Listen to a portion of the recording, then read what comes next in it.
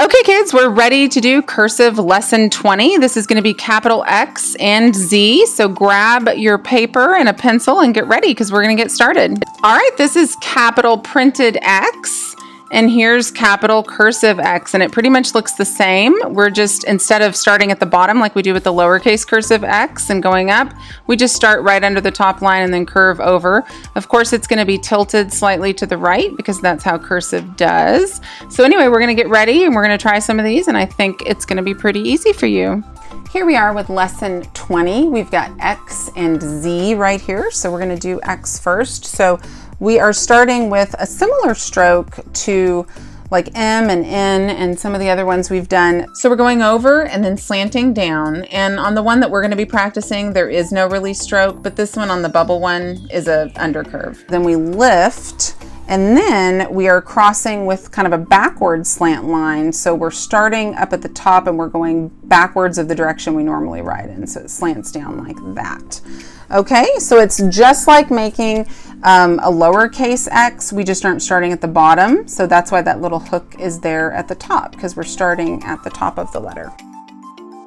Okay, so we're ready to start. So we're making our little hook and then slanting down, lift your pencil and then cross the opposite direction.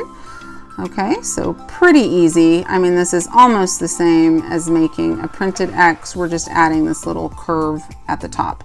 Now we're gonna connect it, or we're gonna write the lowercase x. It doesn't really connect because this is the last stroke you make, and then you come over here to go up and make the X. So we're going down, slant, lift, and then up, down, and it's the same movement. Okay, so here we go again.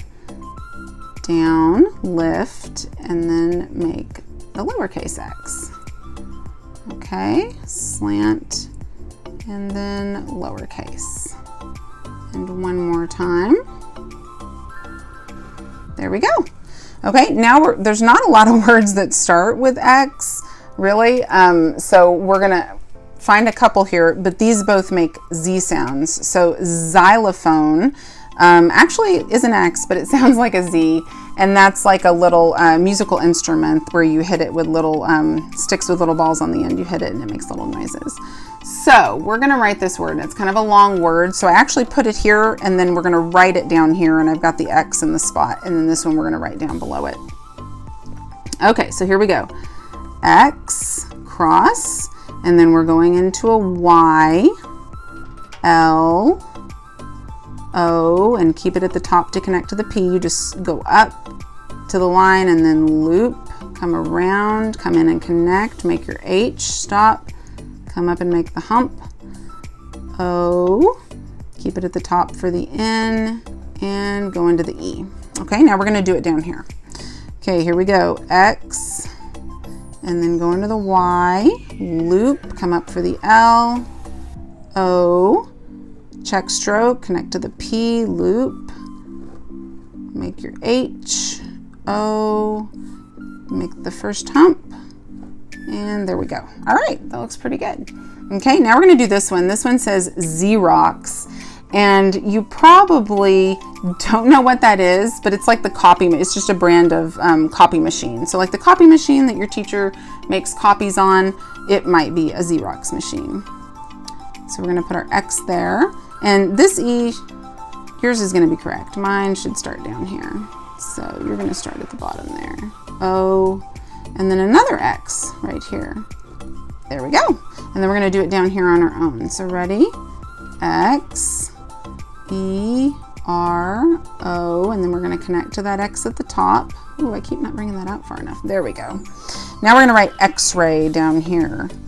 Like if you ever injured yourself, you might have to get an X-ray to see if the bone was broken, and that is the letter X and then a dash and then ray. Okay, we're gonna write it again. X dash ray. And we can do it again. X slant dash ray. Okay. Now, look for your best X. They probably all look pretty good because X isn't a tricky one. Now we're gonna get ready to do Z.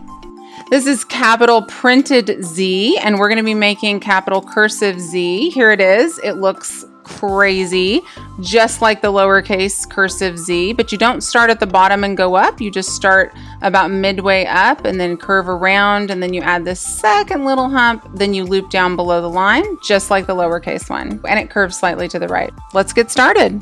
Okay, so capital Z is just like lowercase z, but for lowercase z, we start at the bottom. So capital Z, we start at the top, so it makes that little hook at the top. So this one is a little hard to see, this little extra hump that comes up. This one isn't really showing it, but we're gonna do the best we can with that, okay?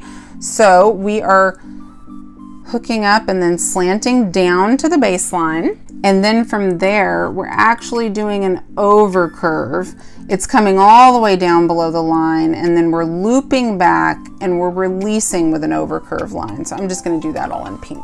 Okay, we're ready to get started. So we're gonna practice some of these Z's several times first, because I always think Z is kind of a funny one to get used to making. So up, slant down, make your next little hump, below the line, loop left, and release. Okay, so again, so you can tell I'm making my release stroke a lot bigger than that one is, but that's okay. That's just how I do it. Okay, we're gonna do on our own now, and you'll get the hang of it. It's just thinking that you have to make the hump half the size of where the dotted line is. It seems like you want to come back up, but you don't want it to be too big. And then in the lowercase one, it's a lot smaller. So here we go. And this one connects, so it'll go right in to the lowercase z. So we're gonna do that one. Hump, loop, and little hump, and loop. Okay, there we go. We're gonna practice one more time with this one. Okay, there we go. Now on our own, last time, loop, up to the midline, little hump, and loop. Okay, now we're gonna write some words. Zebra is our first word here. So we've got our capital Z, connect it to the E, go up for the B, and then keep your B at the top with a little check stroke for the R and A. And then here we're gonna do it on our own. Z, loop, go into the E, B, R, A. So watch me do it, then pause, then you can do it, whatever's comfortable for you. Now we're gonna write 0. Okay, here we go. Z, E, R, O, and then keep it with a check stroke there at the end. And we're gonna do it again on our own. Ready? Hump, loop, go into the E, the R, and the O, and then a check stroke. Okay, now we're gonna write zip. Z, go into the I, P, loop, come in, connect and release, and then dot your I. We're gonna do it on our own. Z, I, P, and release. Okay? Then we're gonna write zone, like in the end zone at a football game. O, keep it at the top for the N, E, and release. Okay, little hump, loop, O, N, E. Oops, my pen cut out right there. Now we're gonna do zany. Zany is just kind of like crazy. Someone's acting zany, they're acting kind of silly. Okay, here we go. Z, A, 2 humps for the N, up and over for the Y, and loop. Okay? Z, hump, loop, A, N, Y. Now we're gonna write zap. Zap. Sometimes if you're walking on carpet, you can zap somebody with static electricity and shock them. Okay, and then our last word on our own, loop back, come in, connect, and release. All right, my best Z, I don't know, I've got a lot of good ones. I'm gonna pick this one. Okay, now, highlighter, colored pencil, go back and practice. You can hold it a lot looser.